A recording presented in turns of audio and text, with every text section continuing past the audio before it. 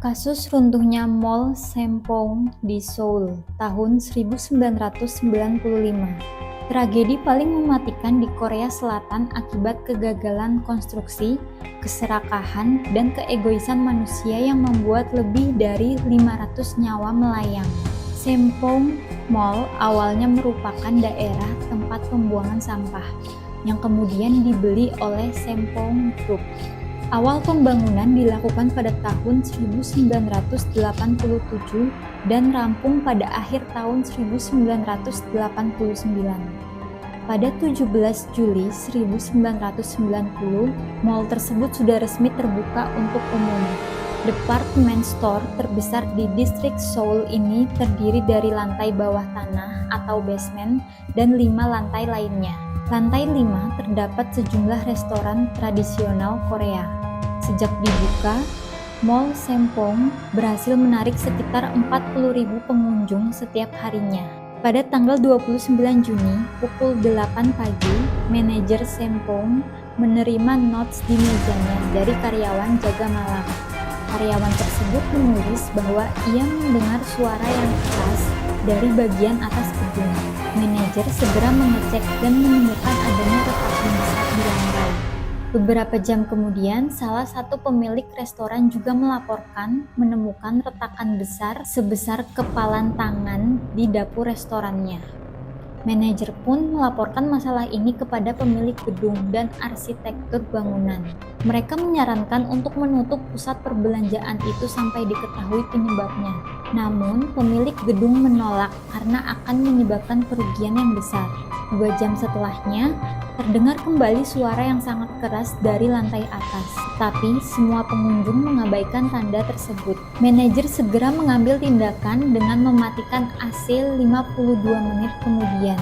Toko masih belum ditutup. Namun, pengunjung sudah mulai komplain dengan suhu udara yang terlalu panas. Sementara itu, para pemimpin dan pemilik telah meninggalkan mal itu sebagai tindakan jaga-jaga. Sekitar pukul 5 sore, terdengar sebuah ledakan keras dari lantai atas. Kemudian, alarm gedung mulai berbunyi.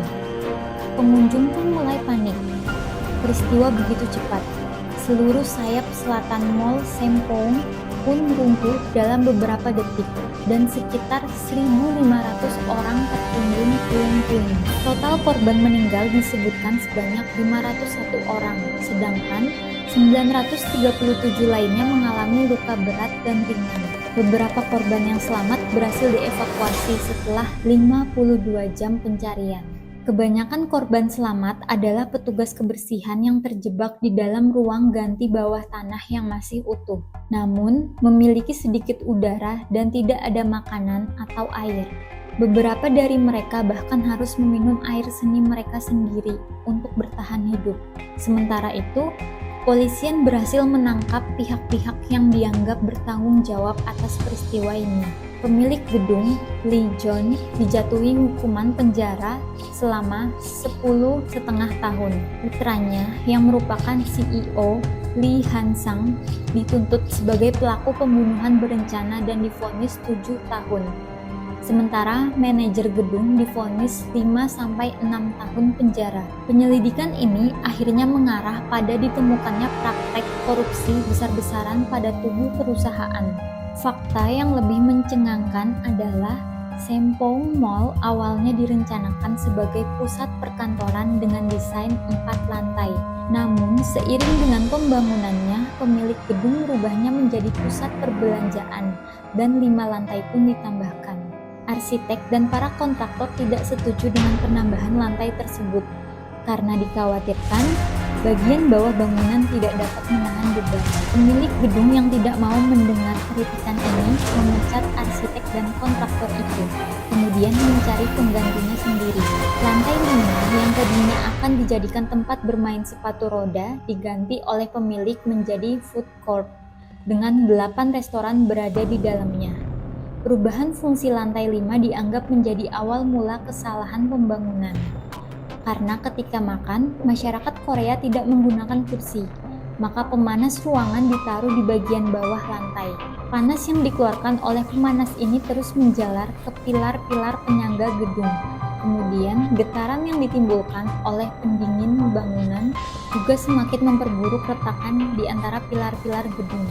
Ketika manajer gedung mematikan AC 1 jam sebelum bangunan runtuh, hal ini sudah terlambat dilakukan. Retakan di restoran lantai 5 yang tadinya hanya sebesar kepalan tangan telah melebar menjadi 10 cm. Akhirnya, seluruh bangunan pun runtuh menimpa pengunjung yang terlambat menyelamatkan diri. Peristiwa yang terjadi di Sempong menuntut pemerintah untuk menguji kelayakan bangunan di seluruh Korea Selatan. Hasil dari pengujian tersebut menunjukkan 20% bangunan dianggap tidak aman. 80% bangunan diwajibkan melakukan perombakan besar-besaran.